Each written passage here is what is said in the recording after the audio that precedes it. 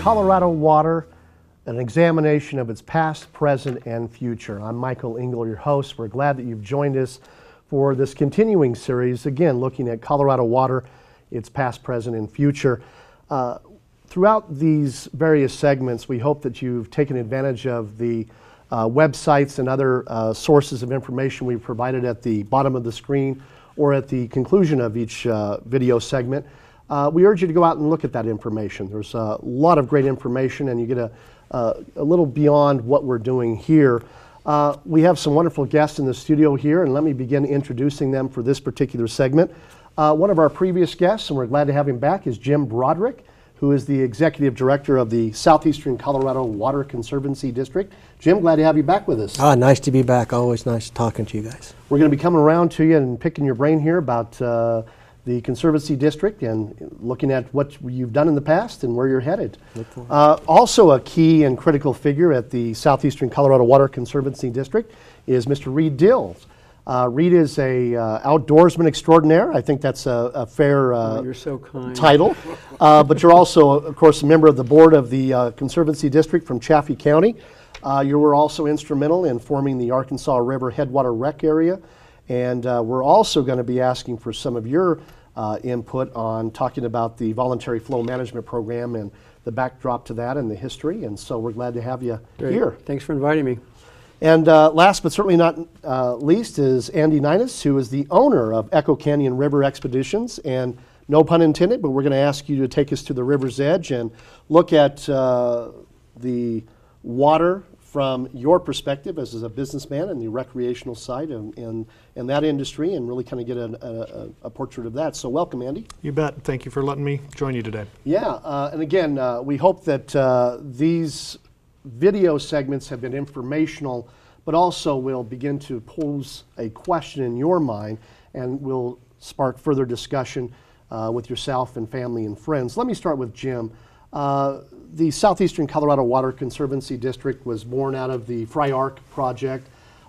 Give us a little backdrop, I guess primarily what the mission of that district is, maybe from a historical perspective, and then I'm going to come to you, Reed, and ask what you see that as a future goal. So Jim, the backdrop? Well, historically over the years, the Arkansas Valley didn't have enough water.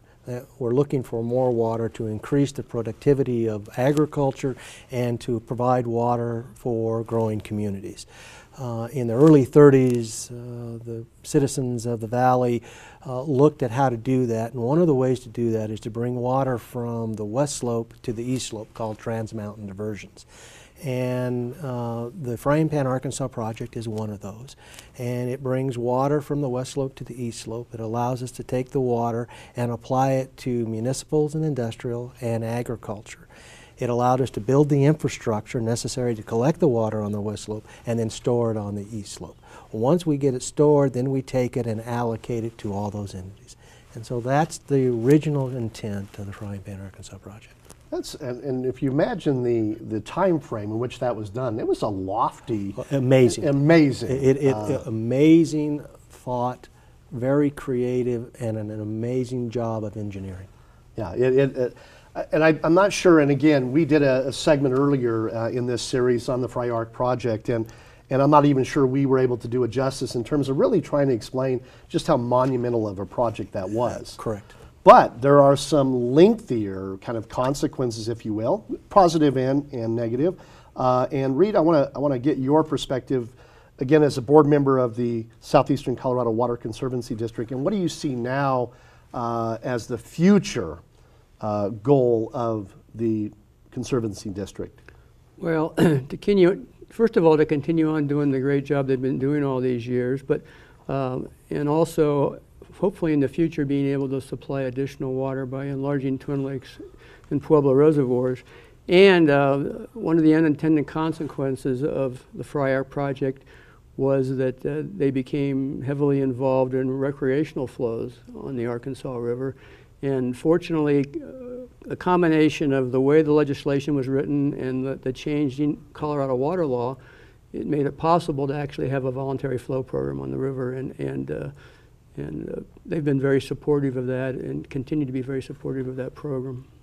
A lot of our viewers, Reed, would look at this issue of water and the complexity, and I think the first thing you think of, and all three of you will recognize this, is, oh my gosh, we got water fights and water laws, and it's far more complex. Can you, kind of in a simpler fashion, really kind of break down what the voluntary flow management program is, for maybe our viewers to really kind of get a sense of what that really means? Sure, it's voluntary. And it was done that way on purpose, but it came about because of what actually happened recreationally on the river back in the 70s and 80s. At that time, I was an outfitter. I started in 1977 on the Arkansas River, a drought year, and there were only four companies running the river. Within 10 years, there were over 70. So it became very popular. It became a very strong economic engine, and myself and a number of other people began to realize that we had this Frying Pan Arkansas project, one new reservoir upstream and one that had been enlarged, and we were seeing reduced flows in the river in the summertime. And so at that time, myself and others we came to the Southeastern District, the initial person, Tommy Thompson, and started having a dialogue with Tommy. That was in 1982. In 1981, we started talking to Pueblo Board of Waterworks. So we have a long history of trying to work with these folks.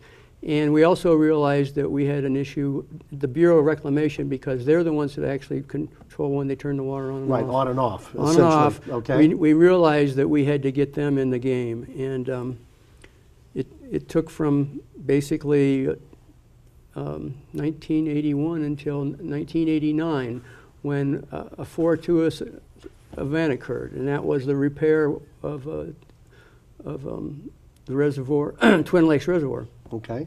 And they drained it, correct? They didn't drain it, but they were going to do repairs on the dam, and they were going to release all the water in September. And it was looking like it was going to be a drought year, and so we got together with the Bureau, with Southeast, with the Division of Wildlife, Parks and Wildlife, and all these entities, and we sat down and we put together a plan for that one single year. And the Bureau agreed to release water basically throughout the summer instead of doing it in the fall. And it was doubly wonderful because that was one of several drought years that we've had in the past 25 years. Without that water, that season would have been done for. And so from that, we went from that to the next year we got the state involved, and interestingly enough, every year since the first year, the Southeastern District has supported the flow program, but that first year they were really uptight about it. And even though Tommy was kind of a supporter, he couldn't get his board to go along. So the board said no, and the Bureau said yes, and the Bureau ruled, and we had a flow program in 1990. And what was Tommy, well, not Tommy, but what was the board's hesitancy in that first year? The biggest thing they were worried about was it was going to be precedent setting, but that term wasn't defined. But you got to realize that the district had been around for a while, but they'd only had about 2 or 3 years of actually managing the water, because they were still filling Pueblo Reservoir. And yeah, they hadn't really been stewards of the water for a lengthy period of time, so they were almost really still filling their way around that. Right. Okay. And then the other big issue was evaporative loss, and that's when the upstream reservoirs, there's less evaporation than if you put the water in Pueblo, and they were afraid if the water was moved from Twin Lakes and Turquoise to Pueblo that there'd be a lot of water lost, and so that was a major concern. At that time, preliminary discussions, the outfitters actually came together and said, we'll pay for it. But of course, in reality, what they wanted, they didn't want money, they wanted wet water. Yeah. And so over a period of time, not very long actually, the water was found to replenish the evaporative losses. And the program actually ran for that year or two, and the board saw that it was not going to harm no loss. Their intentions, Yeah. and yet it was going to provide them with a lot of, it's going to help the upper Arkansas area, Lake Chaffee, and not so much Lake because they really weren't involved too much, but Chaffee and Fremont County, and is a big economic boon, both for the rafting people and the fishery. So from then on, they've been a pretty strong supporter. But what it does is that basically, historically, because of the Twin Lakes project, which was basically initially agricultural water. Right. They would take water during the spring runoff, they would store it in Twin Lakes, and then they would release it in July and August. And so I went back, and when we even got parks involved, once they became involved with the Arkansas Hill Ridge Recreation Area, to look at all the flows. And it was very interesting because the agreement that was basically made was to protect a minimum stream flow of 250 cubic feet per second year-round to protect the fishery. And then for the boating season, from July 1st to August 15th, a compromised flow of 700 cubic feet per second, which was felt that would be adequate to run the river. Okay. And so that's what the deal is, because initially we thought that's not going to be much of a problem, because historically that was less than what the flows in July and August almost always were. Obviously, there were drought years and that's one reason why the flow program would be beneficial, because in any time when you can't make that up, there's going to be that augmented water that's going to be provided by the Southeastern District and the Bureau of Reclamation. I want to make sure I allow Andy to jump in here as well. Andy Nidus, who's the owner of Echo Canyon River Expeditions, because you talked about the economic impact that was soon realized. I want to make sure we get your perspective on that. Can you talk really kind of as a business owner on the recreational side, how that voluntary flow management program impacted essentially your business and others like yours? Well, without a doubt, it's a significant driver, and recreation, the other word that I want to include in the same breath, really is tourism.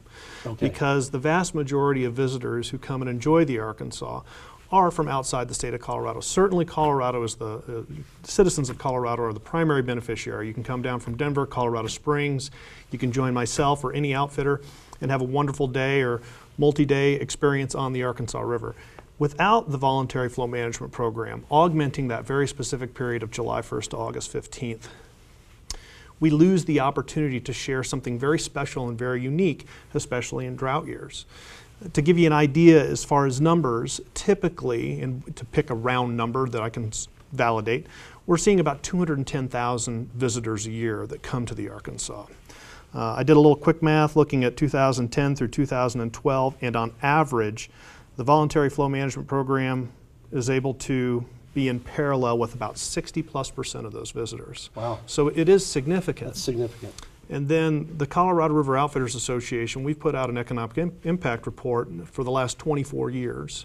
And I managed to get my hands on that and took a quick look, but we're typically seeing about $24 million. Last year was a little bit of an aberration due to some variables like the Waldo Canyon fire. Right. But typically we're seeing about $24 million in direct expenditures. And depending on how you calculate economic impact, we're talking $52 million or more dollars in economic impact. And for those of us who choose to live and enjoy the riverside communities, from Leadville, Granite, Buena Vista, Salida, Coaldale, Canyon City, Cotopaxi, you name it. Our industry and just the tourism industry and recreation industry is of paramount importance. Those communities don't exist without that infusion of visitation. And so you won't, not only do you recognize the economic benefit of it, but you need to make sure that voluntary flow management program is intact, and also always kind of keeping that aspect of it in mind, right? I would, absolutely, and I would argue that the stakeholders are much larger than just the commercial river outfitters, of which there are about 55 of us now. Right. About 10 of us comprise 75% of the market, so it's relatively small as far as the industry, but hotels, motels, restaurants, businesses, gas stations, people at the hardware store may not feel as though they benefit directly from tourism, but I spend an awful lot of money at the hardware store. I was going to say, yeah. It trickles down, most definitely. And I assume there's probably, whether you could drill down that far, but there's probably some even further economic impact of people who eventually relocate to Colorado based upon those industries and those experiences that they had here as part of tourism. Of that, there is no doubt. I'm happy to say I still spend a lot of time on the back of a raft, and I love engaging the general public and visiting with them. And what you just brought up is something I hear with regular occasion. That's good. Jim, I want to jump back to you, and we don't necessarily have to keep going in a circle here, but with the original foundation historically, with the creation of the district under the Fry Arc project. Was tourism even part of the word under that? I don't know if tourism was, but recreation was, and environmental concerns were. It's a secondary benefit. You know, the earlier periods they were really focusing on agriculture and M&I. I think the real important message to get across is that the project now is a multi-benefit use, and any time that we can make sure that we can benefit more groups, we're going to do that. And so when Reed talks about the history of how we got here, the way they got there is they were nervous about what you're going to do with the water. Yeah. So anybody who owns the water always gets nervous. But what they found out was indeed the economic engine from tourism and what it does and how important it is to members of our district, especially in the upper portion, but also in Pueblo Reservoir and the region, because it is a driving force of visits to the area. And so the board is very supportive of it. The question that I think is more important is the Frying Pan Arkansas project makes up about 12% of the water in the river. So the Frying Pan Arkansas project and our board is a balancing mechanism. When other people run water, we try to hold back so that we can have water between the July period and August 15th period. But also work with our partners to say, can we run water at different times? For different uses. Or for different uses Yeah, okay. and different times so that we can continue to keep those flows up at the 450 to 700 CFS. But what that really basically means is if we can do that, we have the ability to keep all you just heard in place, and build on it. And so the downside is droughts. Drought is tough no matter what. Yeah, there's no matter getting around where it, you right? are. And Okay. if you don't have the water, it's tough. But it's a very, very positive piece for Southeastern. Well, let me pose a question to all three of you because it really kind of deals with that, and it's one of the things that I think as a more of a consumer, if you will, as a regular citizen here in the state of Colorado, and it's this. How do we reconcile all of this? And when I'm saying reconciliation, as in the ultimate early goals of the Fry Arc project with increased recreational need and desires, with the thought process of thinking in the future of things such as operating hydroelectric energy as a future need and a future part of that. How do you end? Let's not forget our friends in Kansas, and you know, interstate agreements, and it just. How do we deal with all of that and still manage that? Because what I'm hearing you say, Jim, is it's this incredible balancing act, and on top of that, we are running multiple years of drought. So, Andy, you want to start with that? How do we deal with all of that? Well, that's a great question, and I'm probably the least capable at answering that question. But it's your pocketbook, though, right? I would right? make this observation. Okay. Each stakeholder is unique. I think we would all agree on that. By extension, we're unique. We're a non-consumptive user. So our challenge is working with those who have the water rights, those who have the water. Is there an opportunity for us to stay in parallel with them and figure out mechanisms that allow us to accommodate tourism, recreation, the aesthetic values that the Arkansas River brings to the entire region? Okay. We're very fortunate to have a nexus, a coming together, being the Southeastern Conservancy District, where we can sit at the table with all the stakeholders, all the players, and try and massage and figure out exactly where those opportunities exist, because I'm sure, as Jim would point out, every year is different. It's always changing. Yeah. And so we need to be fungible. We need to be able to be malleable and fill in the cracks and find out where those opportunities exist. Okay. Reed? Well, one of the things we've learned also is we can't manage by averages. You know, and as Jim has actually been working on this the last year or so, is that we can't just look at managing from the average, because that's all it is. There's 1 out of 100 years might be the average. Yeah. And so we need to look at how do we better manage drought situations or extreme high water situations, and then I think that I'm sure Jim would agree with me that somewhere along the line we've got to get Turquoise Reservoir enlarged and Pueblo Reservoir enlarged, and that will give the district more flexibility to manage the water that they have.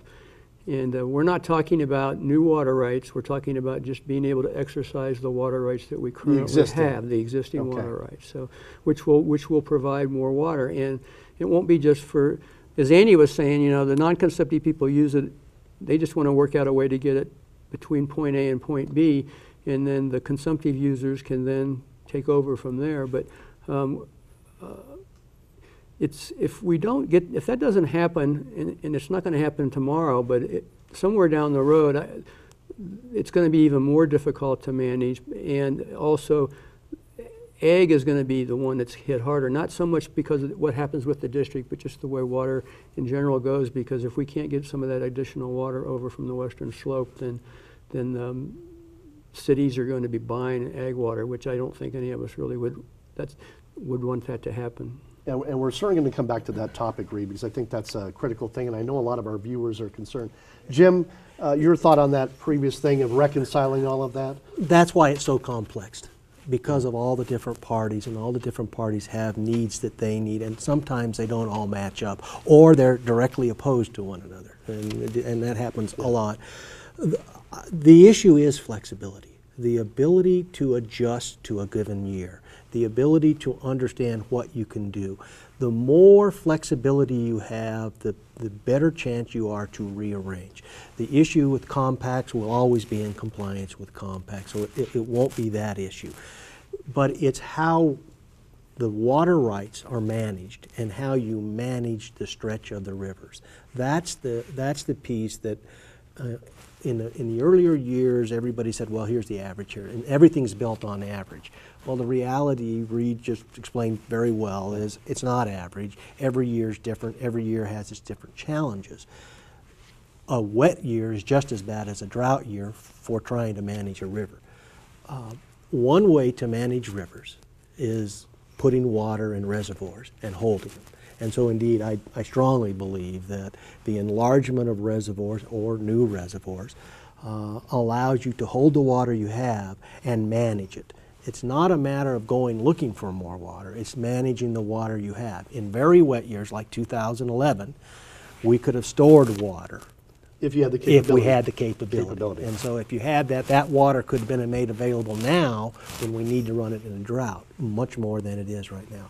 So that is exactly the issue. The issue is, how do you get everybody to the table? And I'm a strong proponent of getting everybody to the table and walking through it as a group, because everybody has to understand the other guy's shoes. Absolutely. And I hear that, that's actually a common theme I've heard repeatedly, through all of these series, and I hear it from all three of you at this table, that it's a really common effort. Everybody has to have their voice heard in this, and then everybody has to understand what as you just said here. Again, we're doing a wonderful series here. We're talking about Colorado water, past, present, and future. We're going to take a quick break, but don't go away. When we come back, we're going to continue talking about this wonderful thing that we all use and enjoy, and we'll be right back. Don't go away.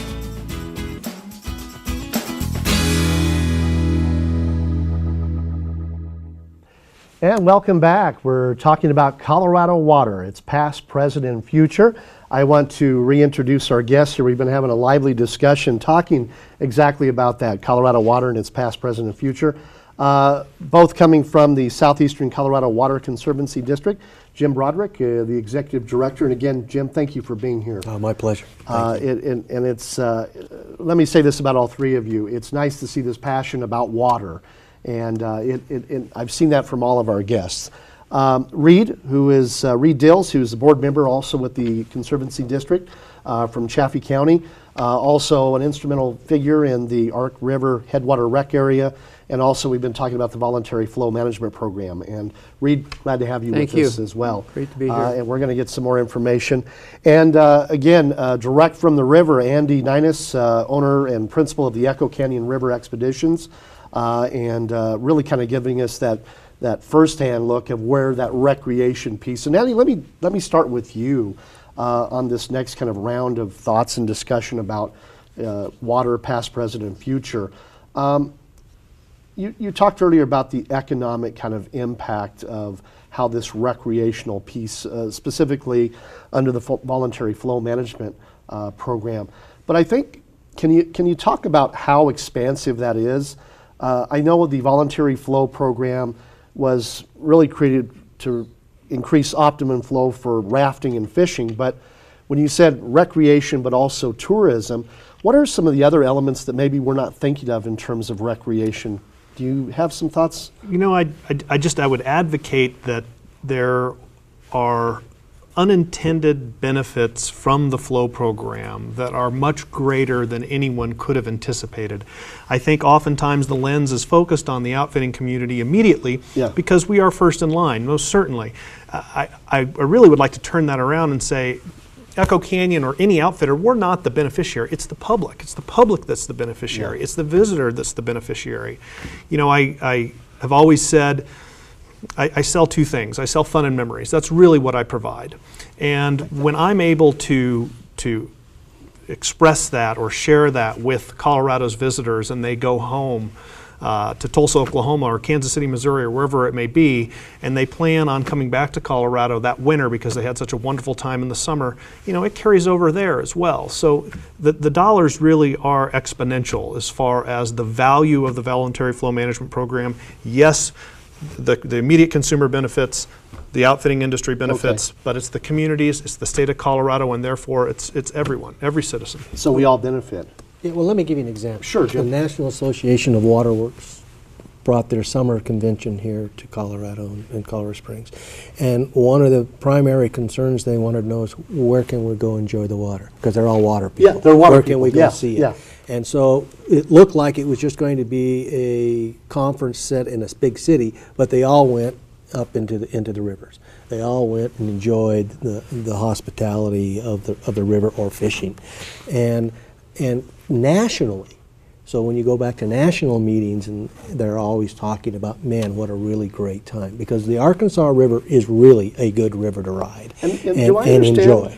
Do I understand correctly? It is the most commonly rafted river, not just in the United States, but in the world. Is that true? It is the big dog in our industry. Of that, there is no doubt. When you look at the industry nationwide, the Arkansas River is unique for a variety of reasons, and one of the crown jewels of that is the voluntary flow management program. That's one of the reasons we are so unique. We have a very unique management plan as well, and that's what makes it so spectacular, in addition to the fact that the quality of the experience. That's really why people continue to come, and there is a geographical component, proximity to the Front Range, that certainly contributes to that. And that's not normal. That's not normal. That's not the normal out in the real world and other places. So This is could really they- There's two other legs to the stool here that makes the Arkansas so popular. It's the river itself.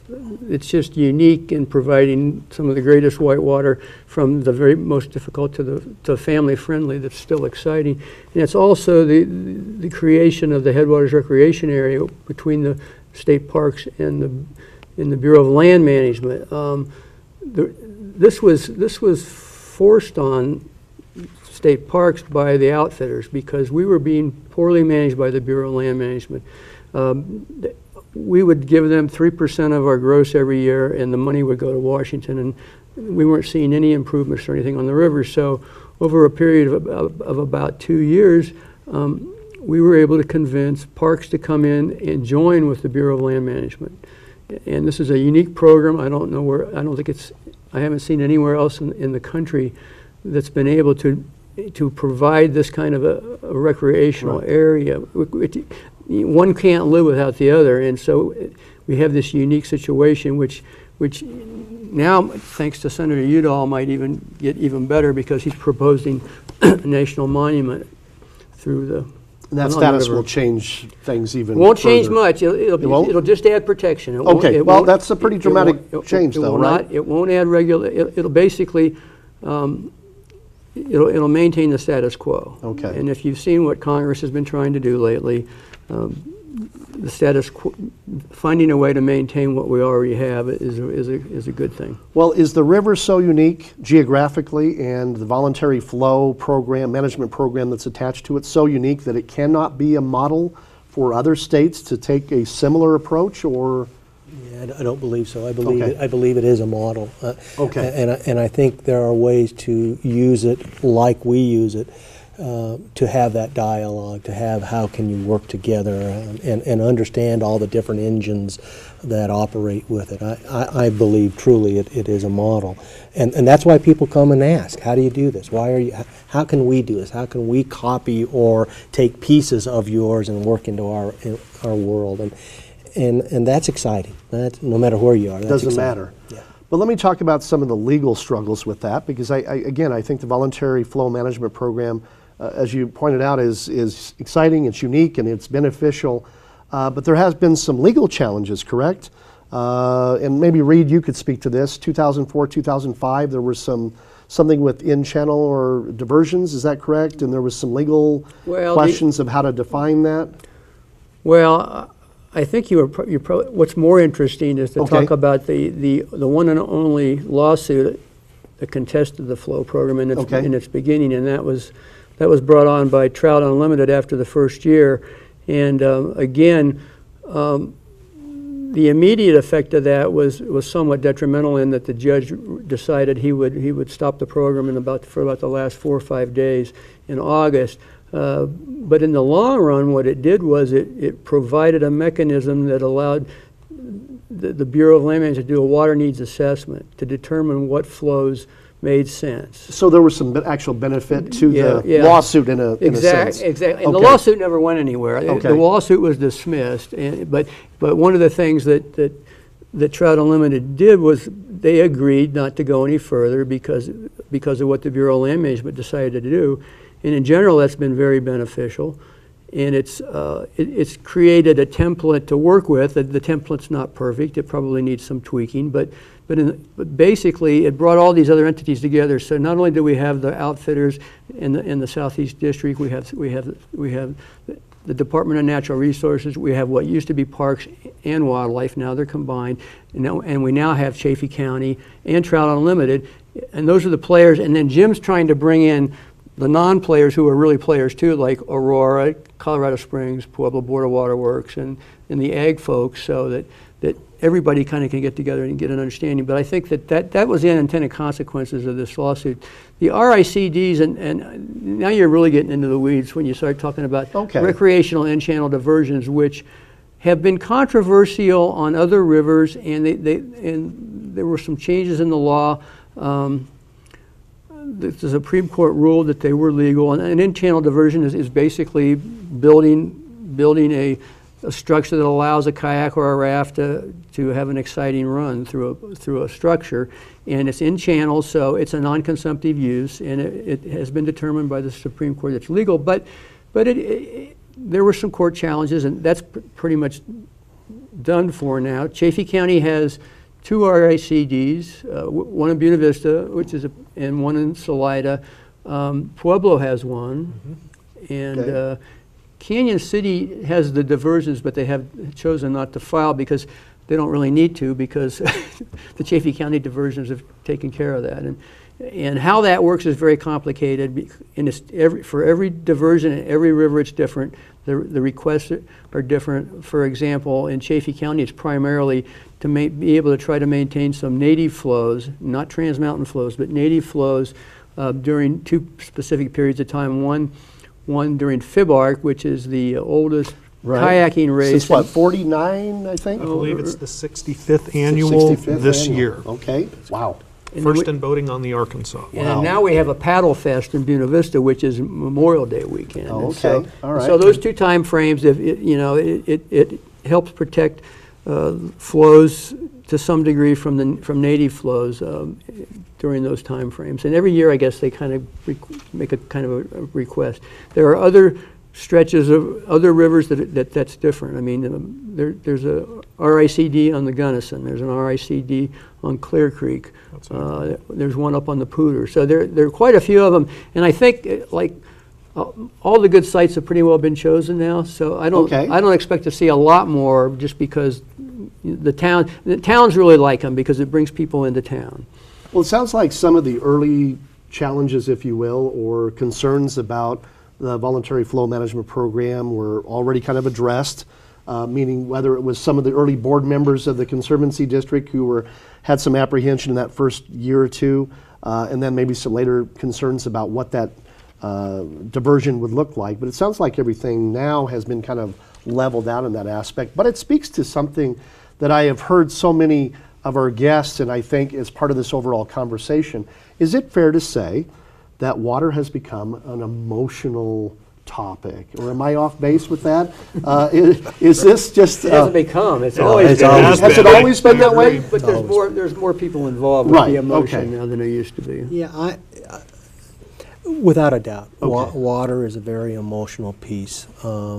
Whether you own it, whether you play in it, whatever you do, grow things with it. Let me ask you this. Let me interrupt you and just ask you, is part of that kind of our Western identity, meaning that is that unique here because we hold value in those things that we say, these are my water rights, I own these shares of water, or is that something that's common? I think that's pretty common. Okay. I think it's pretty common. It gets a little bit more exaggerated here, maybe a little bit. Because it's scarce. Because Okay. it is scarcer here. Okay. And so anytime you get into supply and demand, and your supply is, or your demand is low and your demand is high, Right.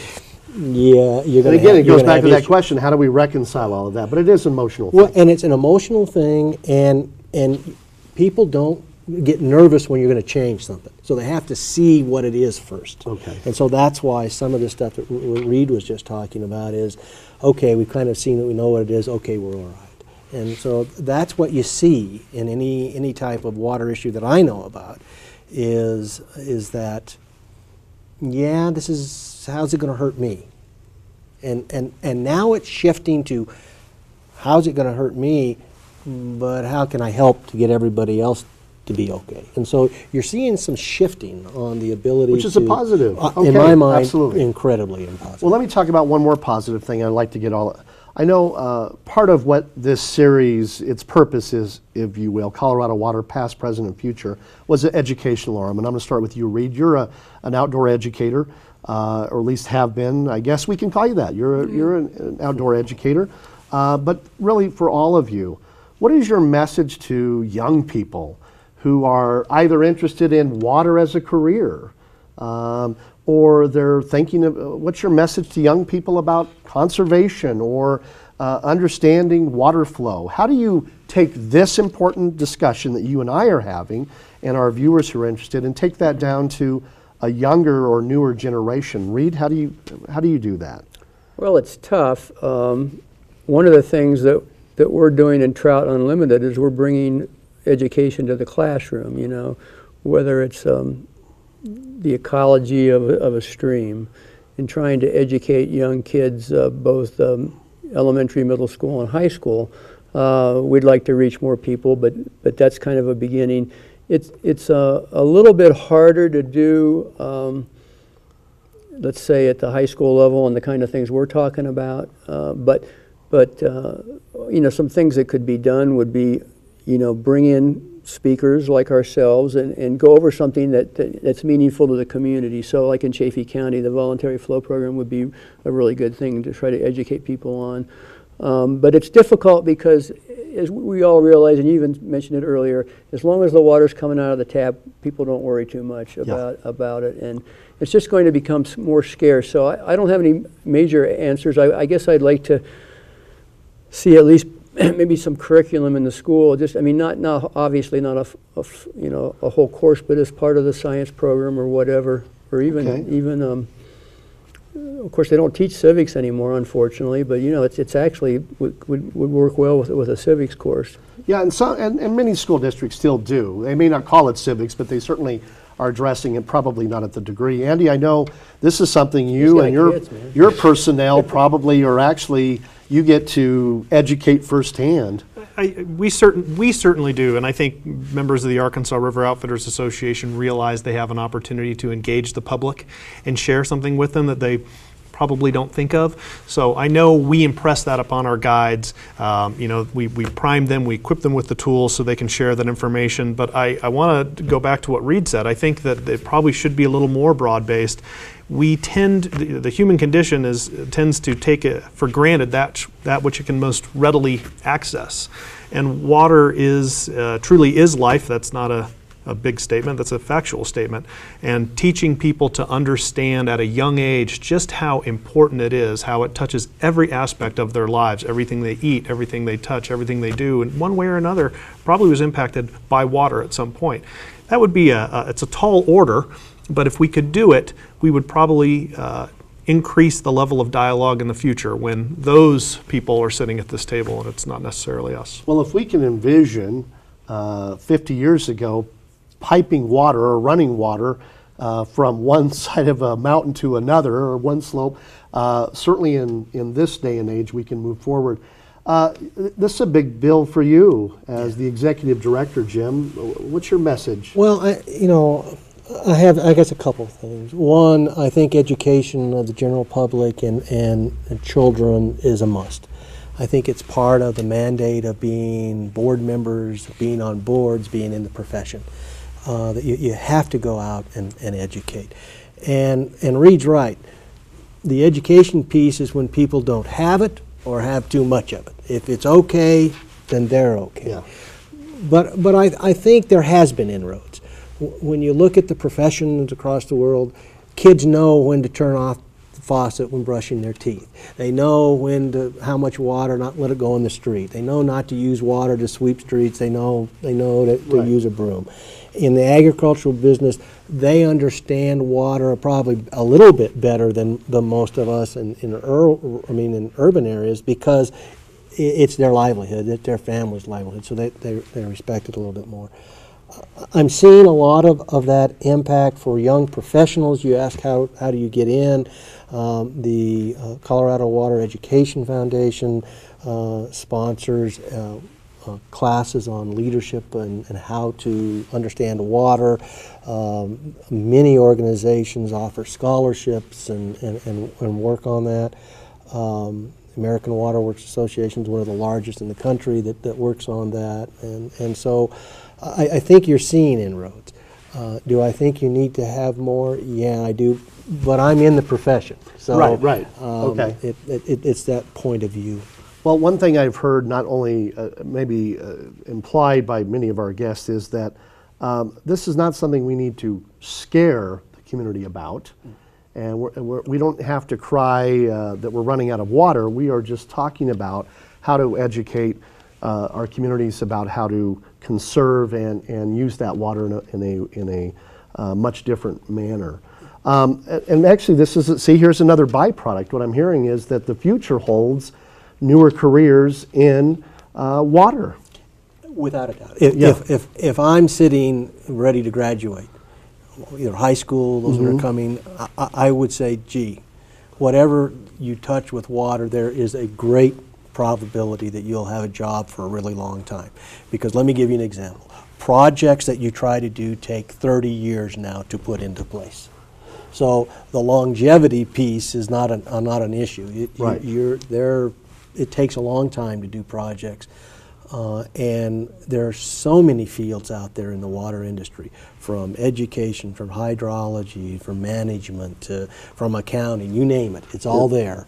That the future for the next generations is very, very bright in the water open. Industry. You bet.